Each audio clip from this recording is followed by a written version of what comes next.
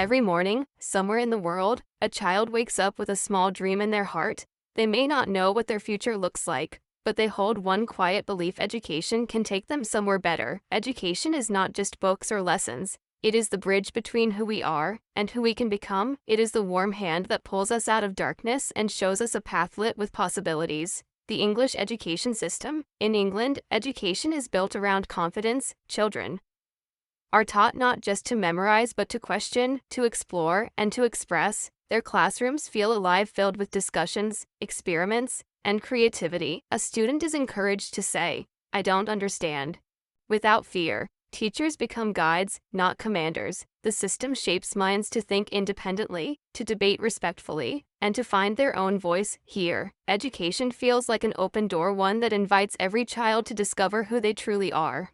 The subcontinent education system. In the subcontinent, education is a different story, a story of struggle, pressure, and survival. Here, children study not because they want to, but because they fear what will happen if they don't. The classroom is often filled with rules rather than curiosity, silence rather than questions. Memorizing becomes more important than understanding. Creativity waits at the door, hoping to be invited in. And yet, despite all these challenges, millions of children in the subcontinent fight for education every single day. They walk miles, they study under dim lights, they share books because deep inside, they believe education is the only ladder that might help them climb out of difficulty.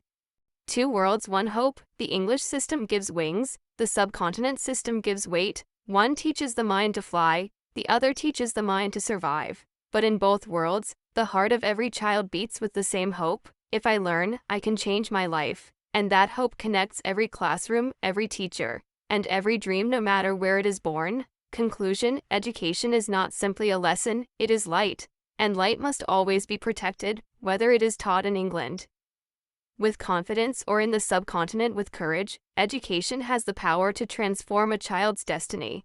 A book in a child's hand is more than paper, it is a promise of freedom, of choice, of a future they can shape with their own hands. And when we support education, we're not just teaching a child, we're giving them the chance to dream, to rise, and to become someone the world will one day be proud of. Because in the end, no matter where we come from, education remains the one thing that can turn today's struggle into tomorrow's strength.